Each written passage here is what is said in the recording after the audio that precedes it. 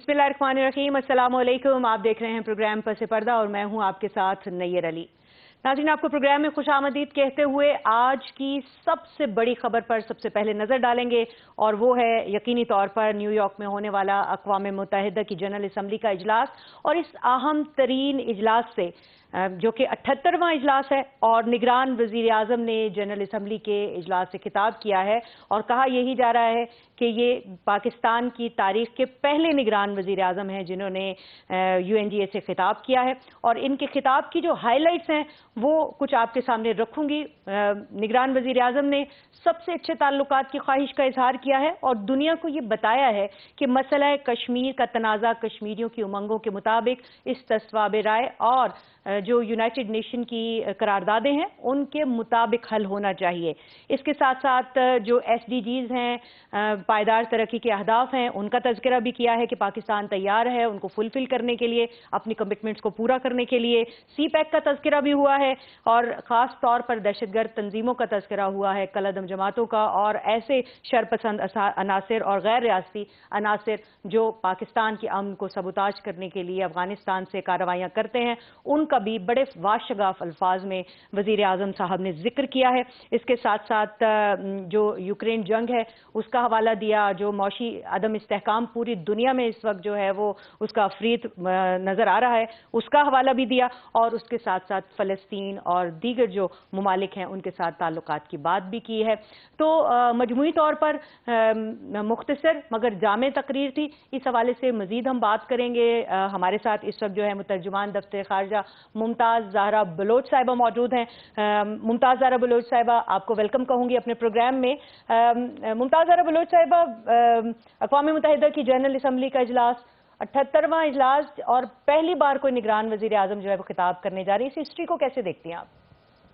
Ji thank you. ये आप जिस तरह जानते हैं कि UN जनरल असम्बली एक ऐसा मौका होता है जिस पर दुनिया भर से लीडर्स न्यूयॉर्क में जमा होते हैं और अपने अपने मुल्क की नुमाइंदगी करते हैं और जो उनके इम्पोर्टेंट उस मुल्क की जो फॉरेन पॉलिसी की इम्पोर्टेंट तरजीहात हैं उसका जिक्र करते हैं। तो इसी सिलसिले में प्राइम मिनिस्टर की पार्टिसिपेशन भी इसी कॉन्टेक्स्ट में थी और उन्होंने भी पाकिस्तान की नुमाइंदगी करके पाकिस्तान की जो अहम तरजीहात हैं फॉरेन पॉलिसी की उनका जिक्र किया। उसमें आपने जिस तरह से बड़ा क्लियरली हाईलाइट किया कि हमारे नेबरहुड में हमारा जो में क्या हमारी प्रायोरिटीज़ हैं, हमारे बाकी दुनिया के साथ हम किस तरह के ताल्लुकात देखना चाहते हैं, हमारी जो अपनी सिक्योरिटी और थ्रेट परसेप्शन है जो टेररिज्म के सिलसिले में और जो हमारे हमसाए में जो एक हिंदुत्व का इंक्रीज हुआ है उसकी बात की उन्होंने। और फिर इसके अलावा उन्होंने डेवलपिंग कंट्रीज का जो एक पर्सपेक्टिव है क्लाइमेट चेंज के हवाले से और डेट रिस्ट्रक्शन के हवाले से उन सारी चीज़ों पर बात की। तो ये एक बहुत ही अहम मौका था पाकिस्तान के लिए ताकि हमारा व्यू पॉइंट दुनिया के सामने आए। मुमताज़ ज़हरा बलोच साहब, फॉरेन पॉलिसी की तरजीहात की आपने बात की और मेरा ख्याल है कि वज़ीर आज़म ने बड़ा जो है वो ओपनली ये सारी गुफ्तगू की है।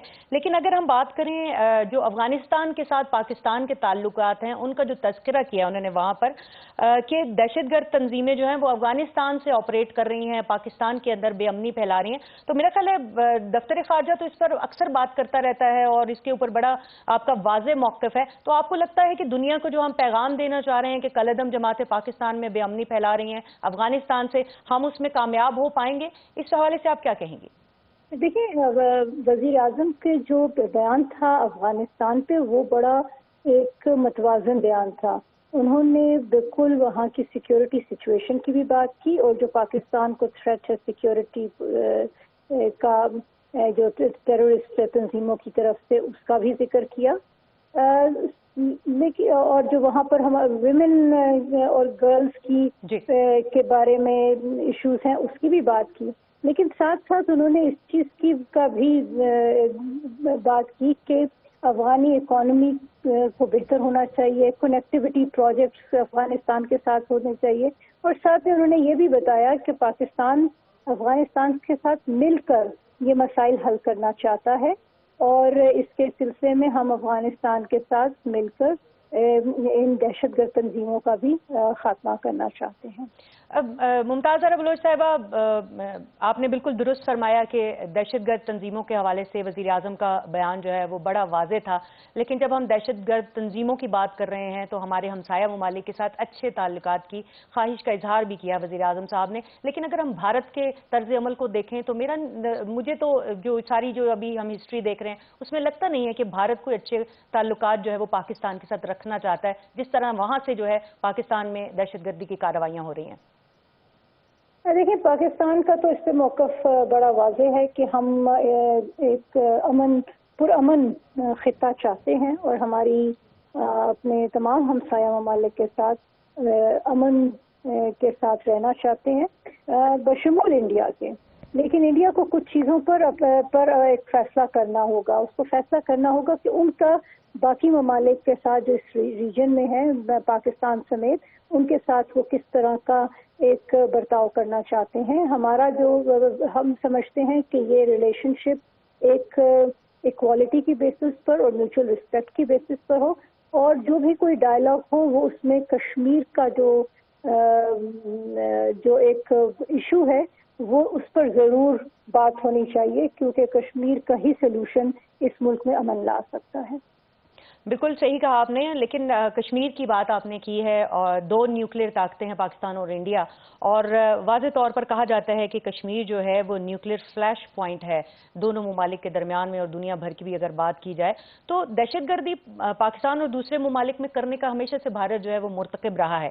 اب ماورائے عدالت قتل پہلے جو ہے وہ کشمیر میں ہو رہا تھا، پھر پاکستان میں جو ہے یہ سلسلے شروع ہو گئے اور ہم نے اس کے واضح ثبوت بھی جو ہیں وہ دنیا کو پیش کیے ہیں، لیکن اب ہم دیکھ رہے ہیں کہ یہ جو دہشت گردی ہے یہ امپورٹ ہو رہی ہے، دیگر ممالک میں جا رہی ہے، اور اس حوالے سے بھی جو ہے وہ وزیر اعظم صاحب نے واضح موقف دیا ہے کہ دوسرے ممالک میں جو دہشت گردی کی جا رہی ہے انڈیا کی طرف سے وہ اس کی بھی مذمت کرتے ہیں۔ تو اس پہ آپ کا ٹیک کیا ہے، کیا کہیں گی، کیسے اس کو ایکسپلین کریں گی؟ تو ہماری پوزیشن بڑی واضح ہے کہ دہشت گردی کہیں پہ بھی ہو وہ کمپلیٹلی ان ایکسیپٹیبل ہے، اور پاکستان اس کی ہمیشہ بھرپور مذمت کرتا ہے، اور خاص طور پہ جس کو ہم اسٹیٹ ٹیررزم کہتے ہیں وہ قطعی طور پر ان ایکسیپٹیبل ہے، اور اس کے لیے پاکستان نے ہمیشہ سے آواز اٹھائی ہے اور ہم آئندہ بھی آواز اٹھاتے رہیں گے۔ بھارتی سابق گورنر ستیہ پال کا بیان جو ہے وہ ہمارے سامنے، اور اس پر ہم اکثر جو ہے وہ آپ سے بات کرتے بھی رہتے ہیں بحیثیت ترجمان دفتر خارجہ جب کبھی ہم بریفنگ میں اکٹھے ہوتے ہیں، لیکن یہ جو ایک فالس فلیگ آپریشن کا انہوں نے پہلے بھی بتایا کہ اس سے پہلے پلوامہ آپریشن جو ہے وہ فالس فلیگ آپریشن تھا، پھر اس کے بعد جو ہے وہ G20 اجلاس کے دوران ایک اور فالس فلیگ آپریشن کا خدشہ جو ہے وہ ظاہر کر دیا گیا، اور پھر اننت ناگ کا آپریشن آپ کے سامنے ہے۔ تو پاکستان کے اندر جو ہے وہ اس طرح سے پاکستان کا تشخص خراب کرنا، دنیا میں درانداز ملک کے طور پر ریپریزنٹ کرنا بھارت کا یہ وتیرہ رہا ہے، تو ہم کس طرح سے اس کو جو ہے وہ انکاؤنٹر کر سکتے ہیں؟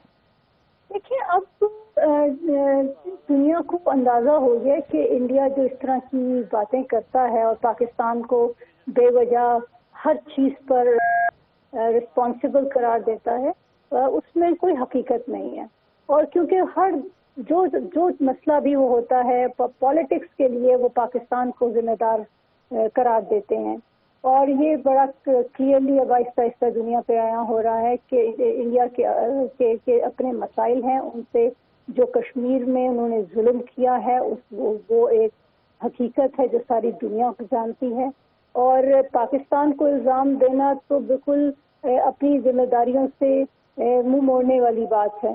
تو باقی وہ جو دھمکیاں دیتے ہیں پاکستان کو، وہ دھمکیوں کی بھی کوئی وقت نہیں ہے، بیکاز پاکستانی قوم اپنی دفاع کرنا چاہتی ہے۔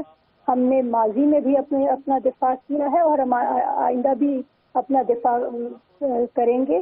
تو اس طرح کی جو ان کی جو اسٹیٹمنٹس ہیں وہ ٹوٹل اپنی پالیٹکس کے لیے چمکانے کے لیے اس طرح کی باتیں کرتے ہیں، اور دنیا میں اگر ان کا خیال ہے کہ وہ پاکستان کو بدنام کر سکیں گے تو یہ والا فارمولا اب کہیں پر ایکسیپٹیبل نہیں ہے۔ بالکل، جس طرح سے جو ہے وہ بھارتی حکومت اور بھارتی میڈیا جو ہے وہ ڈرامے رچاتا رہتا ہے پاکستان کے خلاف، اسی طرح کا ایک ہم نے دیکھا کہ سکھ لیڈر کے قتل کا معاملہ جب سامنے آیا تو کینیڈا نے بڑا اس کو اوپنلی جو ہے وہ ٹیک اپ کیا، اور پوری دنیا جو ہے وہ اس معاملے کے اوپر بات کر رہی ہے۔ پاکستان میں نے بھی اپنا ایک دو ٹوک موقف اس کے حوالے سے دیا ہے۔ یہ بتائیے گا کہ پاکستان کیا ایسا کرے کہ پاکستان بھی جو ہے وہ اوپنلی جو ٹیررزم ہے، جو خاص طور پہ انڈیا اور افغانستان ذمہ دار ہیں یہاں پر ٹیررزم کے، اس کے حوالے سے اپنا ایک پراپر بیانیہ بنا سکے اور دنیا تک پہنچا سکے؟ دیکھیں، پاکستان کا بیانیہ بڑا واضح ہے، اور یہ بیانیہ اس وقت آج بھی پرائم منسٹر نے جو یونائیٹڈ نیشنز میں جو دنیا کا سب سے بڑا فورم ہے اس پہ اٹھایا ہے، اور ہم ہر موقع پر اور ہر ریلیونٹ فورم پر یہ معاملہ اٹھاتے رہیں گے کہ جو ٹیررزم ہے، جو پاکستان کو خدشہ ہے دہشت گردی کا، جو کہ اسپانسر ہو رہا ہے ہمارے خلاف انڈیا کی طرف سے، اس معاملے کو ہم اٹھاتے رہیں گے۔ اور یہ ایک آف کورس یہ ایک ہمارا ہر ڈپلومیٹ چاہے وہ کسی ملک میں ہو، یہ وہ چیز ہائی لائٹ کرتا ہے اور آگے بھی کرتے رہیں گے۔ اچھا، آخری سوال، یقیناً میری آپ سے کمٹمنٹ تھی کہ ہم یو این جی اے کے بارے میں بات کریں گے، لیکن اسی دوران جو ہے وہ ایک خبر آئی ہے کہ ترکیہ کی جانب سے بھارت کو یونائٹڈ نیشن کی سیکیورٹی کونسل کا ممبر بنانے کے حوالے سے بیان سامنے آیا ہے۔ پاکستان کو اس حوالے سے کنسرنڈ ہونے کی ضرورت ہے کیا کہ ترکیہ جو ہمارا دوست ملک ہے وہ بھارت کو ممبر بنانے کے لیے کہہ رہا ہے، تو اس پہ ہمارا موقف کیا ہے؟ نہیں، آئی تھنک یہ جو خبر ہے یہ کوئی اس کو اگر آپ غور کریں تو یہ اسٹیٹمنٹ بڑی غلط طریقے سے رپورٹ ہوئی ہے۔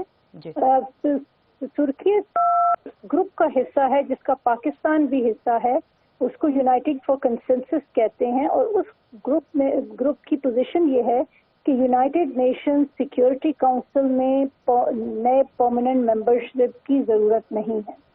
تو یہ ایک ابھی بھی جو ان کا بیان آیا وہ بھی بڑی کلیئر ہے کہ وہ انہوں نے ایک نیا فارمولا دیا ہے جس میں روٹیٹنگ ممبرشپ کی بات ہوتی ہے، لیکن پرماننٹ ممبرشپ کی کہیں پہ بات نہیں ہو رہی۔ تو انڈیا کی خواہش ہے کہ وہ ایک permanent member of security council بن جائے، اس پہ نہ صرف پاکستان بلکہ دنیا کی ایک لارج نمبر آف کنٹریز، بہت سارے ممالک اس چیز کے خلاف ہیں، کیونکہ یہ ایک ایسا گروپ ہے جس 5 پرماننٹ ممبرز کا، جو کہ ایک ہم سمجھتے ہیں کہ ایک غیر ضروری اس میں انکریز جو ہے وہ غیر ضروری ہے۔ ٹھیک ہے، یہ بھی تھوڑا سا ایکسپلین کرتی جائیے گا کہ جو سعودی عرب اور اسرائیل کے مابین 50 بلین امریکی ڈالرز کے معاہدوں کی بات ہو رہی ہے، اگر سعودی عرب اور اسرائیل کے درمیان میں قربتیں بڑھنے لگ جاتی ہیں جس کے آثار دکھائی دے رہے ہیں، تو کیا پاکستان بھی اسرائیل کے ساتھ اپنے تعلقات جو ہے وہ مزید بہتر کرنے پر سوچ سکتا ہے، تسلیم کر سکتا ہے اسرائیل کو؟ دیکھیں، یہ ابھی کہنا قبل از وقت ہے، جب یہ ڈیولپمنٹ ہوگی تو پھر ہم اپنا اس پہ موقف ظاہر کریں گے، اور پاکستان کی جو بھی پالیسیز ہیں وہ ہم اپنے انٹرسٹ میں اس کا فیصلہ کریں گے۔ بہت شکریہ ممتاز زہرا بلوچ صاحبہ ہمارے ساتھ موجود تھیں، ترجمان دفتر خارجہ، اور اقوام متحدہ کی جنرل اسمبلی کا اجلاس انتہائی اہم ترین اجلاس، اس پر ہمیں ڈیٹیل کے ساتھ بتا رہی تھی کہ کس طرح سے جو ہے وہ تمام وہ اسپیکٹس جو کہ دنیا کے سامنے رکھے جانے ضروری تھے، وزیر اعظم صاحب نے جو ہے وہ مختصر لیکن اپنی جامع تقریر میں جو ہے وہ رکھے ہیں۔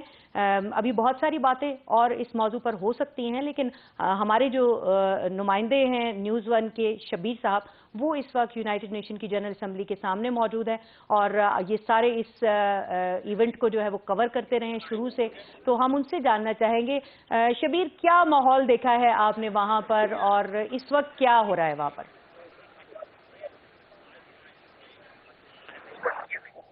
جی بالکل سر، میں اقوام متحدہ کی بلڈنگ کے باہر موجود ہوں۔ اب سے تھوڑی دیر پہلے نگراں وزیر اعظم انوار الحق کاکڑ نے یہاں پہ خطاب کیا ہے، اور انہوں نے جو خطاب کیا ہے انہوں نے اقوام متحدہ پہ زور دیا ہے کہ جو مسئلہ کشمیر ہے اس کو جو اقوام متحدہ کی قرارداد ہے ان کے مطابق حل ہونا چاہیے.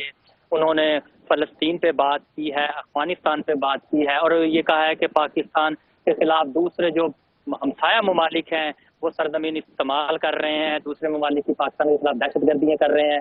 پاکستان ایک بالکل پرامن ملک ہے، اور خاص طور پہ انہوں نے افغانستان میں جو ٹی سی پی کا کردار ہے اس پہ بھی بات کی، اور انہوں نے اس بات پہ زور دیا کہ افغانستان میں امن ہونا چاہیے. خاص طور پہ کشمیر پہ انہوں نے یہ بات کی اور کہا کہ بھارت جس طرح کشمیر پہ قبضہ کیا ہوا ہے اور مسلمانوں پہ جس طرح ظلم و ستم ڈھائے جا رہے ہیں، اس مسئلے کو بھی حل ہونا چاہیے اور یہ حل طلب معاملہ ہے. دوسری طرف انہوں نے بھارت میں جو انسانی حقوق کی جو خلاف ورزیاں ہو رہی ہیں ان پہ بھی انہوں نے اس پہ یہاں پہ بات کی ہے، اور یہ کہا ہے کہ پاکستان بالکل ایک پرامن یہاں پہ ملک ہے.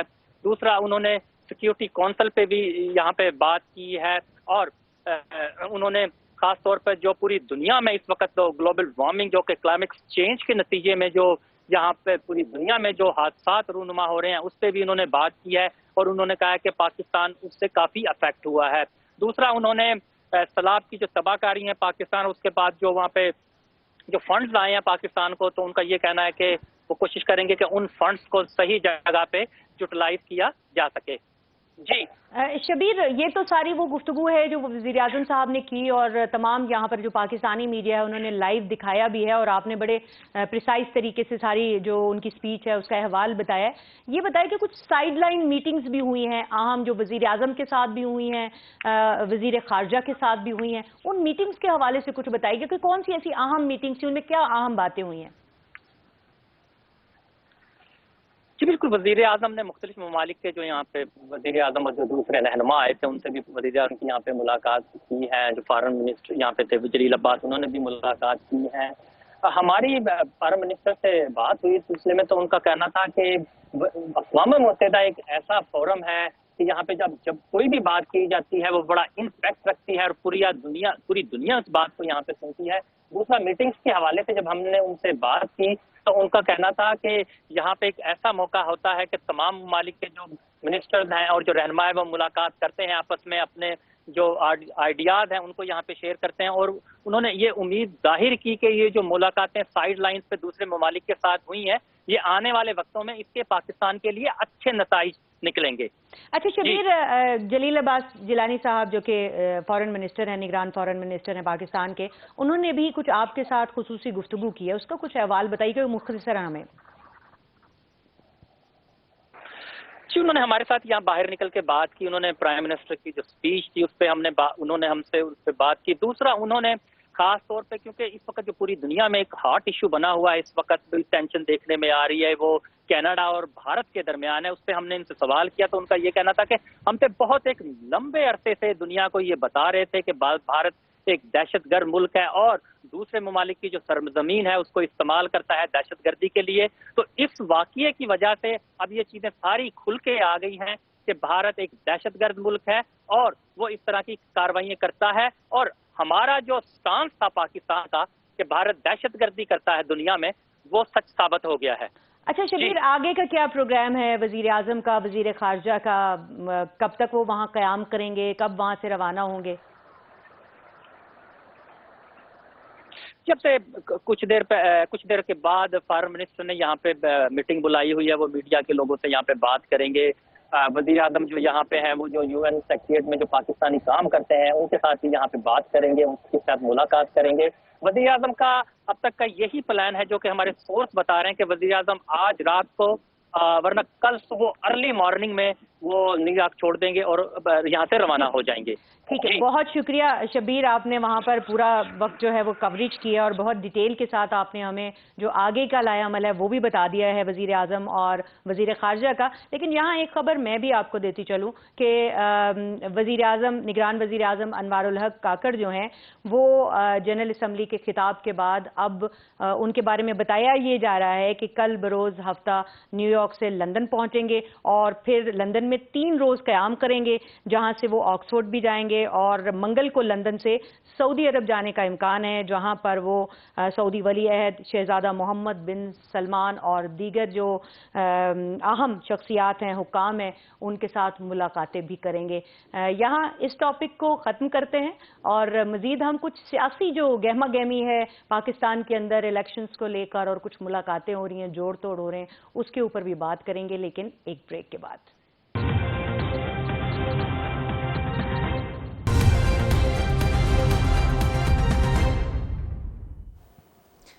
Welcome back.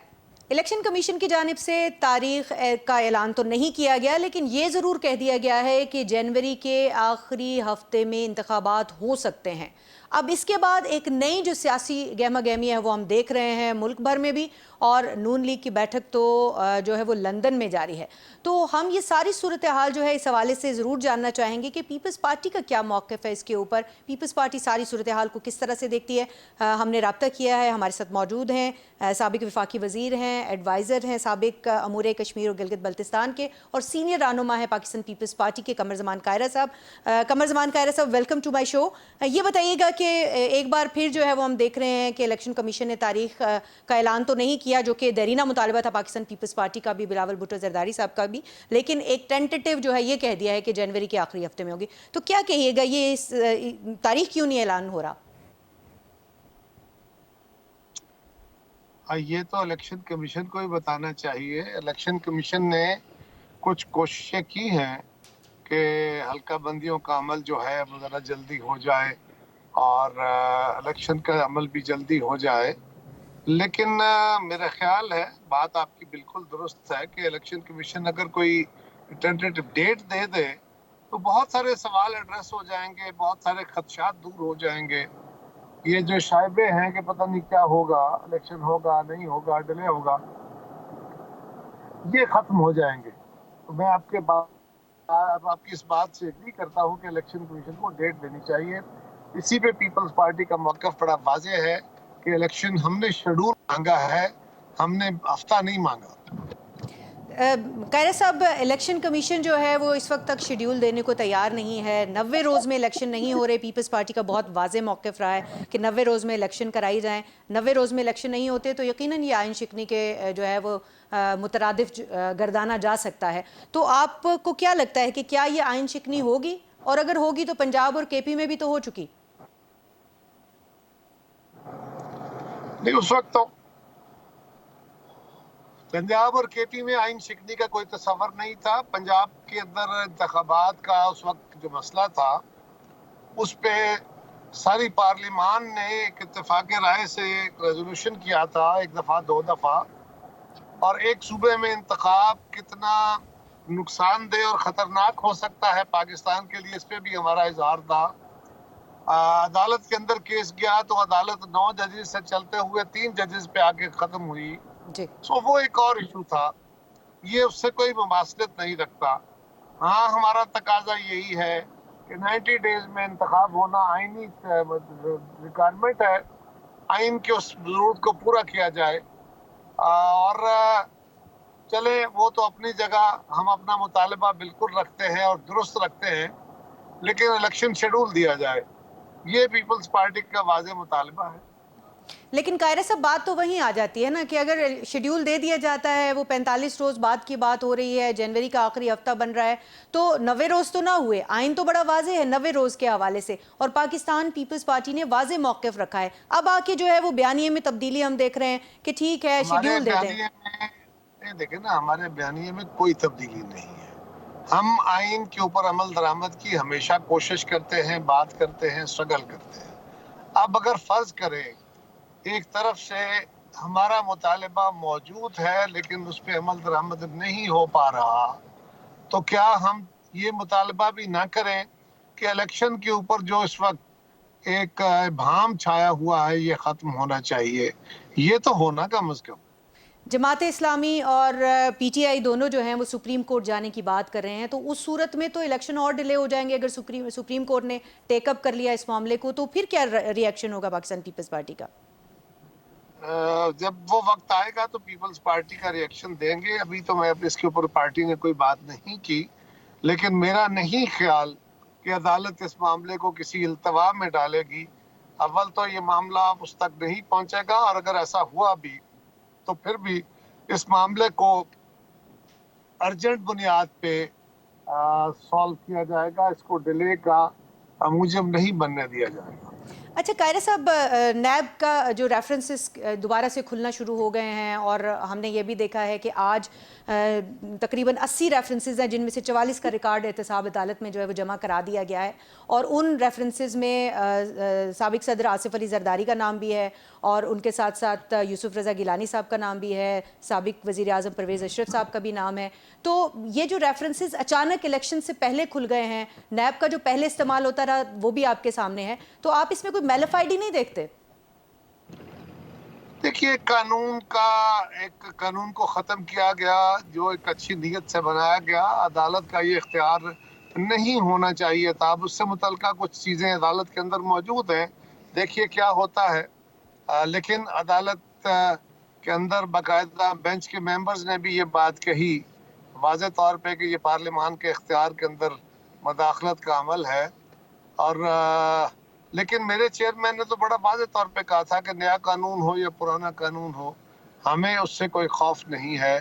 ہم نے کل بھی نیب کو بھگتا تھا، آئندہ بھی بھگتیں گے، لیکن ہم اکراس دا بورڈ جو اکاؤنٹیبلٹی ہے اس کا مطالبہ کر رہے ہیں، اور وہ ایک جائز اور درست مطالبہ ہے.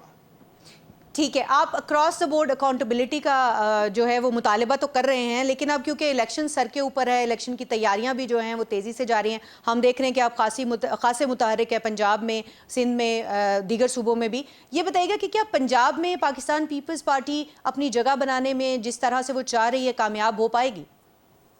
انشاءاللہ ہم پوری کوشش کر رہے ہیں، اور اللہ نے چاہا تو انشاءاللہ کامیاب ہوں گے، کیوں نہیں. لیکن ابھی جو تیاریاں ہیں، جو ابھی تنظیم سازی کا معاملہ ہے، وہ کہاں تک پہنچا ہے؟ کیا شروع ہو چکا ہے؟ کیونکہ ظاہر ہے اس کے بعد پھر ٹکٹ دینا اور تنظیم سازی کا تو یہ وقت نہیں ہوتا. جب الیکشن شروع ہو جاتا ہے پھر تنظیمیں نہیں بنائی جاتی. پھر الیکشن کا جو پروسیس ہوتا ہے موجودہ تنظیموں کے ساتھ اس طرف جایا جاتا ہے. لیڈرشپ کا استحقاق ہوتا ہے، وہ جب چاہے تنظیم کے اندر تبدیلیاں کریں، لیکن نارملی الیکشن ڈیز کے اندر تنظیمیں نہیں بنائی جاتی. ٹھیک ہے، یہ بتائیے گا کہ اگر ہم بات کریں سندھ کی اور ویسے بھی اوور آل، تو ایک بڑی ریومر جو ہے وہ چل رہی ہے. ریومر اس لیے کہیں گے کہ ابھی تک اس حوالے سے کہیں سے کوئی تصدیق نہیں آ سکی ہے پاکستان پیپلز پارٹی کی جانب سے. کہیں یہ ڈسکشن ہو رہی ہے، کوئی بیک ڈور جو رابطے ہیں وہ ہو رہے ہیں کہ پی ٹی آئی سے اتحاد کر سکے پاکستان پیپلز پارٹی، یا سندھ میں جو ہے وہ کسی اور جماعت سے جو ہے وہ اتحاد کی باتیں ہو رہی ہیں؟ میری دانست میں ایسا کوئی امکان نہیں ہے. ٹھیک ہے، قمرزمان کا میری دانست میں ایسا کوئی امکان ہے. تو الیکشن کس طرح سے پھر، اگر ہم دیکھ رہے ہیں کہ جیسے پیپلز پارٹی بہت واضح الفاظ میں، واشگاف الفاظ میں یہ کہتی چلی آئی ہے کہ اس بار جو ہے وہ وزیر اعظم پاکستان پیپلز پارٹی کا ہوگا، تو کس طرح سے ہوگا؟ سیٹوں کی کس طرح سے جو ہے وہ نمبرز کس طرح پورے کیے جائیں گے؟ انشاءاللہ پاکستان کے لوگوں کے ووٹوں سے پورے کیے جائیں گے، اور انشاءاللہ آپ دیکھیے گا. ٹھیک ہے، قمرزمان قاہرہ صاحب ہمارے ساتھ موجود تھے، اور وہ کہہ رہے تھے کہ پاکستان کے جو عوام ہیں ان کے ووٹس کے ساتھ جو ہے وہ نمبر پورے کیے جائیں گے. خاصے پر امید دکھائی دے رہے تھے، اور اس کے ساتھ ساتھ جو ہے وہ جو 90 دن کے الیکشن کے حوالے سے جو پاکستان پیپلز پارٹی کا بیانیہ ہے وہ تھوڑا سا شیکی ہمیں دکھائی دے رہا تھا، لیکن اب اس کی ایک جو بڑی واضح اگزامپل ہے وہ بھی سامنے آ چکی ہے. اور جس طرح سے قمرزمان قاہرہ صاحب نے بھی کہا کہ اب معاملہ جو ہے وہ صرف یہ ہے کہ شیڈیول جاری کر دیں، دیگر باتیں جو ہیں وہ ہوتی رہیں گی. مزید بھی سیاسی صورتحال پہ بات کریں گے، لیکن یہاں وقت ایک بریک کا، ہمارے ساتھ رہیے.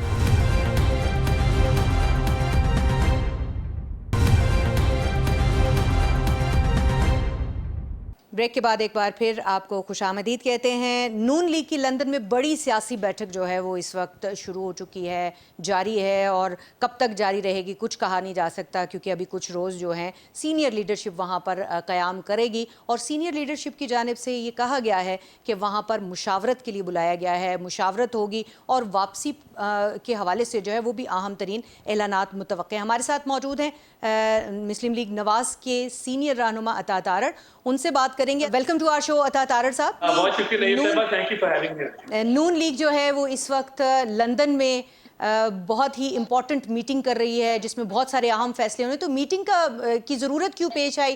ابھی تو واپس آئے تھے میاں شہباز شریف اور ابھی پھر ان کو واپس بلا لیا گیا۔ میں بھی ابھی حال ہی میں لندن سے واپس آیا ہوں اور میاں نواز شریف صاحب کے ساتھ بڑی طویل نشستیں رہی ہیں، ملاقات بھی رہی، بات چیت بھی رہی۔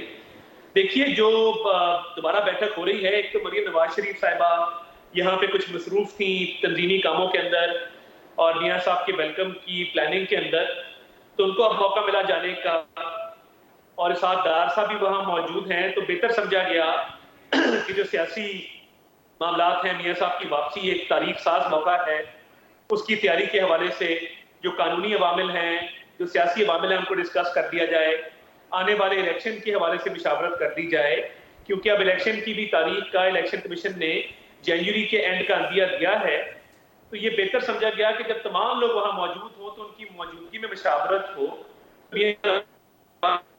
اور میاں صاحب نظر ہیں ان کر کے تو اس حوالے سے بھی آپس میں گفتگو جو ہے وہ کر لی جائے، تاکہ ایک افیکٹو طور پہ ایک تاریخی موقع ہے میاں صاحب کی واپسی کا، اس کو بھرپور طریقے سے پارٹی نہ صرف سیلیبریٹ کرے بلکہ پاکستان کی تاریخ میں ایک ٹرننگ پوائنٹ اس کو ڈکلیئر کر کے اور پاکستان کے عوام کی زندگیاں بہتر کرنے کے حوالے سے جو ہمارا ایجنڈا ہمیشہ رہا ہے اور نواز شریف صاحب کا ایک ٹریک ریکارڈ ہے، پاس ریکارڈ ہے ترقیاتی کاموں کا، معیشت کی بہتری کا، بین الاقوامی سطح پہ پاکستان کی عزت بحال کرنے کا، اس ایجنڈے کو آگے لے کے جایا جائے۔ عطا طاہر صاحب، مریم نواز صاحبہ نے بھی آج ہی جو بیان دیا ہے اس میں کہا ہے کہ واپسی کی تیاریاں چل رہی ہیں، جو لوگ پروپیگنڈا کر رہے تھے ان کو جلد جواب دیا جائے گا۔ واپسی کی تیاریوں سے کیا مطلب ہے؟ اور کچھ آپ کے لیڈرز تو یہ بھی کہہ رہے ہیں کہ لاکھوں کا جو ایک مجمع ہے وہ جمع ہوگا، تو آپ کو کیا لگتا ہے کہ یہ تیاریاں کیا مکمل اس طور پہ ہو پائیں گی کہ لاکھوں لوگ جو ہیں وہ جمع ہو سکیں؟ دیکھیے میں یہ سمجھتا ہوں کہ مریم نواز شریف صاحب نے بڑی محنت کی ہے اور انہوں نے تنظیم کو دوبارہ زندہ کیا ہے، آرگنائزیشن کو بڑے ایفرٹ ڈال کے تو انہوں نے ایک ماس موبلائزیشن کیمپین پلان کی ہے اور ہمارا ورکر بڑا بےتاب رہا ہے، بڑا بے چین رہا ہے کہ میاں نواز شریف کب واپس آئیں گے، اور ان کی واپسی صرف ان کی واپسی نہیں ہے، ان کی واپسی کے ساتھ پاکستان میں جتنے آج مسائل ہیں ان کا حل موجود ہے، ان کی واپسی کے ساتھ عدل و انصاف کا جو نظام ہے اس کی بحالی موجود ہے، ان کی واپسی کے ساتھ ایک عام پاکستانی کی زندگی کی بہتری جو ہے وہ موجود ہے، ان کی واپسی کے ساتھ گرین پاسپورٹ کی عزت جو ہے وہ موجود ہے، ایک ہوگا تاریخی استقبال ہوگا، اسی لیے مینار پاکستان کا وینیو سلیکٹ کیا گیا، اسی لیے ایئرپورٹ کے استقبال کی بجائے مینار پاکستان کو ترجیح دی گئی کیونکہ وہ ایک بڑا ایریا ہے اور ہم یہ سمجھتے تھے کہ ایئرپورٹ پہ شاید اتنی جگہ نہیں ہے کہ سارے لوگ انشاءاللہ ایک تاریخی ہوگا، شاندار ہوگا اور ہم انشاءاللہ ثابت کریں سے ہماری بات وہ ہے جس نے پاکستان کو سنوارا اور دوبارہ بھی اس کو ٹھیک کرنے میں ہم بھرپور صلاحیت رکھتے ہیں، نیب اپنا کردار ادا کیسز کرتے ہیں۔ کھل گئے ہیں، نیب کیسز کے حوالے سے 80 میں سے 44 کیسز کا جو ہے ریکارڈ آج جو ہے وہ احتساب عدالت میں پیش کر دیا گیا ہے۔ کیا میاں صاحب کی واپسی پر اثر انداز ہوں گے یہ نیب کیسز؟ کیونکہ قیاس آرائی تو یہی کی جا رہی ہے کہ شاید جو وہاں پر لندن میں سب لوگ جمع ہوئے ہیں وہ میاں نواز شریف صاحب کی جو واپسی کی تاریخ ہے اس میں تبدیلی کے لیے جمع ہوئے ہیں۔ نہیں دیکھیے، ایک تو میں یہ بات آپ کے شو کے توسط سے کلیئر کر دینا چاہتا ہوں کہ میاں نواز شریف کی واپسی کی تاریخ میں کوئی رد و بدل کی نہ گنجائش ہے نہ کوئی ہو رہی ہے۔ 21 اکتوبر کی ڈیٹ نہ صرف فائنل ہے، اٹل ہے، اس میں کوئی رد و بدل نہ ہوگی اور نہ کرنے جا رہے ہیں انشاءاللہ، اور نیب کے کیسز کے حوالے سے میاں نواز شریف کی واپسی پر اس کا کوئی امپیکٹ نہیں ہے۔ جو پاناما کا ٹرائل تھا، جو ناانصافی کی گئی ثاقب نثار صاحب کی طرف سے، پاناما بینچ کی طرف سے بیٹے سے تنخواہ نہ لینے پہ نکالا گیا، اور نیب کا ٹرائل سپریم کورٹ کے ججز کی سپرویژن میں کیا گیا، وہ ناانصافی اپنی جگہ موجود ہے مگر اس کی اپیلیں اسلام آباد ہائی کورٹ میں فکس ہو چکی ہیں، تو نیب کے کیسز کھلنے سے یا نیب کے کوئی ریفرنسز بحال ہونے سے میاں نواز شریف کی قانونی پوزیشن پہ کوئی فرق نہیں پڑے گا، ان کی اپیلز پینڈنگ ہیں، پوری دنیا جانتی ہے ان کے ساتھ ناانصافی ہوئی اور قانون اور آئین کا سامنا کریں گے، اور اگر جیل بھی جانا پڑا تو جائیں گے۔ عطا طاہر صاحب، میاں صاحب قانون کا سامنا کریں گے، جیل بھی جانا پڑا تو جائیں گے۔ میری تو خواہش ہے کہ ان کو جیل نہ جانا پڑے اور قانونی آپشنز ہمارے پاس موجود ہیں، ان کی ایک کیس کو سزا معطلی ہو چکی ہے، دوسری میں ان کی بیل کینسل ہوئی تھی، تو ہمارے پاس جو ہے وہ دیگر آپشن موجود ہیں. ہماری خواہش اور کوشش ہوگی کہ ان کو جیل نہ جانا پڑے اور اس کے بغیر ہی جو ہے وہ قانون کا سامنا کر لیں. اس کی قانون میں گنجائش موجود ہے. یہ بتائیے گا عطا طاہر صاحب کہ جنرل باجوہ، فیض حمید، ثاقب نثار، عظمت سعید اور جسٹس کھوسہ کو 22 کروڑ عوام کا مجرم قرار دیا ہے نواز شریف نے، تو یہ ایک بار پھر اداروں سے تصادم کی بات نہیں ہو رہی ہے، یا پھر جو ہے یہ تمام کردار جو ہیں یہ انصاف کے کٹہرے میں لائے جا سکیں گے؟ کیا ایسا ممکن ہے؟ کوئی ایسا پریسیڈنٹ ہے پہلے؟ عمران خان کی لانچنگ کے حوالے سے ہی میاں نواز شریف کو نااہل کر دلوائی گئی. آپ نے ارشد ملک والا آپ نے جج بشیر، تو یہ تو بات اب روز روشن کی طرح آیا ہے کہ پروجیکٹ عمران خان تھا، نواز شاہ کے ملک سے بدلہ لیا گیا اور اس ملک کو آج تباہی کے دہانے پہ عمران خان نے. تو عمران خان اگر لانچ نہ ہوتا تو یہ نوبت نہ آتی.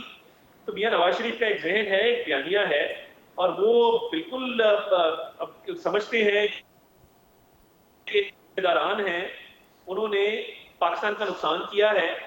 تو اس پہ انشاءاللہ تعالی مزید بھی بات ہوگی. عطا طاہر صاحب، یہ خبریں بہت ہی زیادہ گردش میں ہیں کہ میاں صاحب کی واپسی کو مشروط کیا جا رہا ہے کہ اینٹی اسٹیبلشمنٹ بیانیہ جو ہے ان کو ترک کرنا پڑے گا اگر انہوں نے واپس آنا ہے، کہ اس میں کس حد تک صداقت ہے؟ دیکھیں، میں نہیں سمجھتا کہ ایسی کوئی بات ہے. واپسی کی تاریخ کا اعلان ہو چکا، اس پہ عمل درآمد جو ہے اس کے مراحل جو ہیں وہ ہم نے شروع کر دیے ہیں. تو کسی صورت بھی مجھے نہیں لگتا کہ کوئی ایسی بات ہے کہ ان کی واپسی کو کسی بھی چیز سے مشروط کیا جا رہا ہے. ان خبروں میں کوئی صداقت نہیں ہے. لیکن عطا طاہر صاحب، ان کی واپسی کو الیکشنز کے ساتھ تو مشروط کیا جا سکتا ہے. الیکشن کمیشن نے واضح طور پہ کہہ دیا ہے کہ 90 روز میں الیکشن نہیں ہو سکتے. انہوں نے ایک تاریخ دے دی ہے جنوری کے آخری ہفتے کی. آپ کو کیا لگتا ہے، آپ خود ماشاءاللہ قانون کو سمجھتے ہیں، وکیل ہیں، آپ کو کیا لگتا ہے کہ اگر 90 روز سے آگے معاملات جاتے ہیں تو کیا یہ آئین شکنی کے زمرے میں نہیں آئے گا؟ دیکھیے، ایک تو جب سینسس کا معاملہ آیا اور اس کے بعد جو حلقہ بندیوں کا معاملہ ہے وہ موجود تھے کہ جب یہ بات طے ہوئی کہ ہم نے مردم شماری جو ہے اس کو اپروو کرنا ہے. تو ابھی تک تو میں آپ کو بڑا کلیئرلی بتا سکتا ہوں کہ آئین کے اندر بھی گنجائش موجود تھی اور جنوری فیبروری میں اگر الیکشن ہوتے تو اس میں کوئی حرج نہیں ہے. آئین اور قانون کے دائرے کے اندر ہی ہوں گے. یعنی اگر آپ کہہ رہے ہیں کہ 90 روز کے بعد بھی الیکشن ہوتے ہیں تو وہ آئین اور قانون کے دائرے میں ہوں گے، تو اس وقت پنجاب اور کے پی کی گورنمنٹ بھی جو ہے وہ اس حساب سے تو قانون اور آئین کے دائرے میں ہے. کیا کہیں گے اس حوالے سے؟ آئین اور قانون کے دائرے کے اندر ہی ہوں گے، اور میں یہ سمجھتا ہوں کہ آئین اور قانون کے دائرے کے ہوئے الیکشن جو ہیں وہ جنوری فیبروری میں کروائے جا سکتے ہیں، کیونکہ مردم شماری آئین میں موجود ہے. طریقے سے اب یہ طے ہوئے ہیں، اس بات کو ایکسپٹ کر چکی ہیں. ہے آخری سوال، الیکشن کی بات ہو رہی ہے اور جب ابھی جرم ہے کہ آپ نے حلقہ بندیاں نہیں کرنی ہے. ٹھیک ہے، دیکھیں، حلقہ بندیاں ہونی ہیں، مردم شماری آئین کے تحت ہوئی، اور پی ٹی آئی نے پنجاب میں کئی نئے ضلع بنائے ہیں. ان نئے اضلاع کے بننے کے ساتھ ساتھ میں یہ سمجھتا ہوں کہ وہ نئے اضلاع جب بننے تو پھر ان کی عوام کا حق ہے کہ ان کو حلقہ بندیوں میں بھی شیئر ملے. تو حلقے کچھ اضلاع کے کم ہوں گے، کچھ کے بڑھیں گے. اوور آل صوبائی حدود کے اندر حلقے وہی رہیں گے، مگر ودن ڈسٹرکٹ اس میں چینج آئے گا. تو یہ ایک شفاف الیکشن کے لیے ضروری ہے کہ مردم شماری ہوئی ہے تو حلقہ بندیاں ہوں اور آئین اور قانون کے دائرے کے اندر الیکشن ہوگا. آپ کو کیا لگتا ہے، ابھی بہت زیادہ ایک بات ہو رہی ہے لیول پلینگ فیلڈ کے حوالے سے، پاکستان پیپلز پارٹی بہت زیادہ اس حوالے سے بات کر رہی ہے، ان کے گلے شکوے ہیں، تحفظات ہیں. نون لیگ کو کیا لگتا ہے کہ کیا ان کو لیول پلینگ فیلڈ جو ہے وہ میسر ہوگی؟ دیکھیں، میں تو یہ سمجھتا ہوں کہ جب بھی یہ فیصلے ہو رہے تھے تمام فیصلوں میں وہ برابر کے شریک رہے ہیں. ہم نے بڑی عزت تقریب ان کو دی ہے، اور اب میرا خیال ہے وہ یہ سمجھتے ہیں کہ ہم ان کے آنے والے الیکشن میں ہم ان کے سیاسی حریف ہیں، اور وہ اس معاملے میں ہمیں شاید ٹائم سے پہلے جنگ کا بگل بجانا چاہتے ہیں. مگر میری ان سے بھی التماس ہے کہ یہ بیانیہ ٹھیک نہیں ہے. آپ ہمارے کولیشن پارٹنر بھی تھے اور آپ کے ساتھ ہمارے بڑے اچھے تعلقات بھی رہے. اب لیول پلینگ فیلڈ جو ہے وہ تو موجود ہے، اور میں نہیں سمجھتا کہ پیپلز پارٹی کو گلہ شکوہ اس حوالے سے ہونا چاہیے. ایون جب حکومتوں کی تعیناتی تھے تو پیپلز پارٹی کا یہ لیول پلینگ فیلڈ والا جو مطالبہ یا گرا ہے یہ جائز نہیں سمجھتا. عطا طاہر صاحب مختصراً بتائیے گا، آپ نے ابھی بات کی چیئرمین پی ٹی آئی کے لانچ ہونے کی، چیئرمین پی ٹی آئی کے لانچ ہونے کی بات آپ نے کی، کیا چیئرمین پی ٹی آئی کو سہارا دے سکتی ہے مستقبل میں پاکستان پیپلز پارٹی؟ کیونکہ ایسی کیا سرائیاں ہو رہی ہیں کہ آنے والے دنوں میں الیکشنز کے دوران جو ہے وہ پاکستان پیپلز پارٹی اور پی ٹی آئی کے درمیان اتحاد ہو سکتا ہے. کوئی بیک ڈور اس طرح کی گفتگو شروع ہو چکی ہے؟ دیکھیے جو بھی میٹنگ لندن میں ہو رہی ہیں یا جو معاملات آپس میں ڈسکس کر رہے ہیں، پی ٹی آئی کے ساتھ بات چیت نہ اس کا حصہ ہے، نہ اس کا کوئی ذکر ہے، نہ اس پہ کوئی مشاورت ہوئی ہے، نہ یہ ایجنڈے میں شامل ہے، تو یہ بات درست نہیں ہے. بہت شکریہ عطا طاہر صاحب نیوز ون کو وقت دینے کے لیے. اور یہاں پر آپ نے تمام جو ہمارے سیاسی رہنما ہیں ان کی گفتگو بھی سنی ہے، اور اس وقت جو مجموعی طور پر صورتحال بن رہی ہے، الیکشن کے لیے کہتے ہیں سب تیار ہیں، لیکن الیکشن کے لیے تیاری کے ساتھ ساتھ مختلف جماعتوں کا مختلف موقف ہے کہ کچھ کی تیاری جو ہے وہ مکمل ہے، کچھ کہتے ہیں کہ 90 دن میں الیکشن ہو جائیں، کچھ کہتے ہیں حلقہ بندیوں کے بعد ہو جائیں، اور کچھ جماعتیں جو ہیں وہ سپریم کورٹ جانے کے لیے بھی تیار ہیں، رد عمل دینے کے لیے بھی تیار ہیں. تو مجموعی طور پر اب جو وقت گزرتا جائے گا، کیا جنوری کے آخری ہفتے میں الیکشن ہوں گے یا نہیں، صورتحال مزید کلیئر ہوتی جائے گی. فی الوقت دیجیے اجازت، اللہ حافظ.